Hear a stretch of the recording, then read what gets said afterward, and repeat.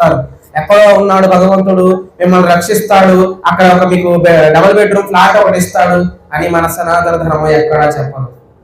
ఇదంతా వదిలేసుకుని ఎప్పటికైనా వెళ్లాల్సిందే, ఎప్పటికైనా ఇది వదిలి వెళ్లాల్సిందే.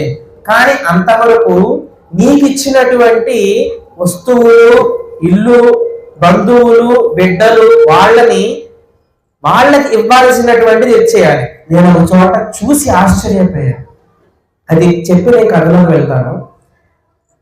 ఒక పెద్ద ఆయన వివాహమైన 15 ఏళ్ల వరకు పిల్లలు లేరు, చాలా బాధపడ్డారు, చాలా ఊళ్ళు తిరిగారు. ఆవిడికి మెడ తిరగని బంగారం, కాలు కింద పెట్టుకుని తిరిగేటటువంటి ఆస్తులు ఉన్నాయి ఆయనకి, కానీ సంతానం లేదు. గొళ్ళకి, గోపురాలకి, వాళ్ళకి వీళ్ళకి తిరిగే 15 ఏళ్ళకి ఒక పిల్లవాడు పుట్టాడు. ఆ పిల్లవాడికి 20 ఏళ్ళు వచ్చాయి. 20 ఏళ్ళకి చేతి కొట్టేసిన బిడ్డ. కానీ కాలోహి బలవాన్ కర్త సతతం సుఖదుఃఖయో నరాణం పరతంత్రాణం పుణ్యపాపాను యోగత.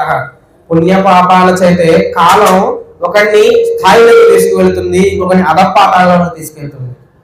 ఆ కాలంలో నేను చేసినటువంటి కర్మలని అనుసరించి ఫలితాన్ని వస్తుంది, అంతేకాని కాలం ఒక్కటే ఇచ్చేది. కాలం నేను చేసినటువంటి కర్మ ఫలితాలు రెండింటిని కలుపుకుని నాకు ఫలితం వస్తుంది. ఆ ఫలితంలో మనిషిగా నేను పుట్టాను కాబట్టి ఈరోజు ఆనందంగా ఉంటాను, రేపు బాధగా ఉంటాను, రేపు దుఃఖపడతాను, రేపు సంతోషంగా ఉంటాను. అలాగా సుఖ దుఃఖాల మేళతో కూడుకున్నటువంటిదే మానవ జీవితం. ఆయన కూడా అదే స్థితి ఏర్పడింది.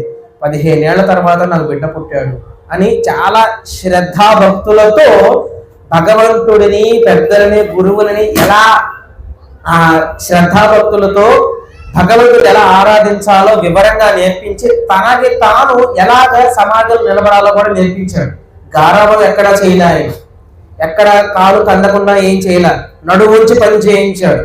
10 మందిలో ఎలా వ్యవహరించాలి, ఎలా మాట్లాడాలి, తన తోడు కుర్ర వాళ్ళతో ఎలా వ్యవహరించాలి, తనకన్నా చిన్న వాళ్ళతో ఎలా మాట్లాడాలి, పెద్దవాళ్ళు ఎలా గౌరవిస్తూ మాట్లాడాలి. పెద్దవాళ్ళు అంటే వయసులో పెద్దవాళ్ళే కావచ్చు, కానీ వాళ్ళకి ఇవ్వాల్సిన గౌరవం వాళ్ళకి.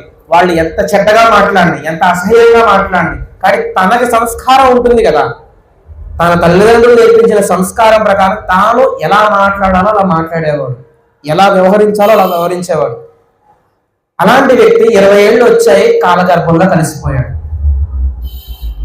ఆ తండ్రి దగ్గరికి వెళ్ళి మాతో పాటు కొంతమంది వెళ్ళి పలకరించడానికి వెళ్ళారు. ఎందుకంటే అప్పటికే పెళ్ళై 15 ఏళ్ల తర్వాత పుట్టాడు, 20 ఏళ్ల తర్వాత కొడుకుపోయాడు, ఇంకా తర్వాత ఎవరు లేరు. ఆయన వయసు ఎంత ఆలోచించడు సుమారుగా.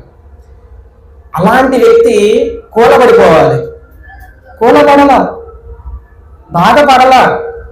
ఆయన దగ్గరికి వెళ్ళి పలకరించి కొద్దిగా సమాయించుకోండి, ఎందుకంటే కాలం మన చేతులు లేదు కానీ చెప్తూ ఉన్నారు మా గురువుగారి మాట చెప్తుంటే నవ్వల ఏడవల ఏమీ చేయలే. ఆయన అలా మాట్లాడుతూ, ఏముందండి, భగవంతుడు బొమ్మ ఇచ్చాడు, అడగ్గా బొమ్మ ఇచ్చాడు, ఆడుకున్నాను, నువ్వు ఆడుకునే సమయం అయిపోయిందని చెప్పి ఆయన బొమ్మ ఆయన తీసుకెళ్ళిపోయాడు అన్నాడు. అక్కడ తేడా ఏంటి? బంధం మీద ఆసక్తి లేదు, తనకి తన తర్వాత తరాన్ని ఇవ్వాలి, తన యొక్క పితృదేవతలకి తర్పణ ఇవ్వడానికి ఒక వారసుడు కావాలని కోరుకున్నాడే కానీ నా కొడుకు కావాలని బాధపడలా. తన యొక్క ఇంట్లో సింహాసనంలో ఉన్న భగవంతుడికి తర్వాత ఆరాధించడానికి కావాల్సినటువంటి తర్వాత తరం కావాలి అని ఆలోచించి బిడ్డలు అడిగాడే కానీ తన కోసం నన్ను ఏదో ఉద్ధరిస్తాడు, నాకు కాళ్ళు పడిపోయిన తర్వాత నన్ను వచ్చి నాకు ఇంత ముద్ద పెడతాడని ఆలోచించాలి ఆయన. ఆ తేడా అది.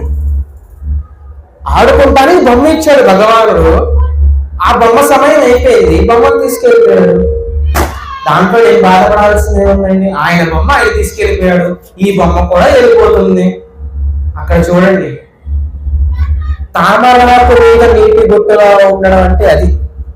తామరాకు మీద నీటి బొట్టు అంటదు, బురద అంటుతుంది. బురద తీసుకొచ్చి ఆకు మీద రుద్ది అంటుంది. నీరు ఎటువంటి నీరు? స్వచ్ఛమైనటువంటి నీరు. బురదతో కలిసినటువంటి నీరు అతుక్కుపోయి సంసారం అనేటువంటి పంకానికి అంటే ఆ జిగురికి అంటుకుపోయి అది రాక రాక రాక కట్టకడపడికి ఇది వెళ్ళిపోవాల్సిందే. 20 ఏళ్ళకో 30 ఏళ్ళకో 40 ఏళ్ళకో 100 ఏళ్ళకో 150 ఏళ్ళకో 200 ఏళ్ళకైనా సరే ఈ దేహంలో జీవి వెళ్ళిపోవాల్సిందే. వెళ్ళిపోయే సమయానికి లాక్కుని లాక్కుని పీక్కుని పీక్కుని ఇది నాది, ఇది నా కాళ్ళు, ఇది నా చేతులు, ఇది నాది, నన్ను గురువు గారు అన్నారు, నాకు పూలదండలు వేశారు, నాకు స్వాగతాలు పలికారు, నాకు వజ్ర కిరీటాలు పెట్టారు అని ఈ దేహం మీద మక్కువతో నేను ఉంటే కింద స్థాయి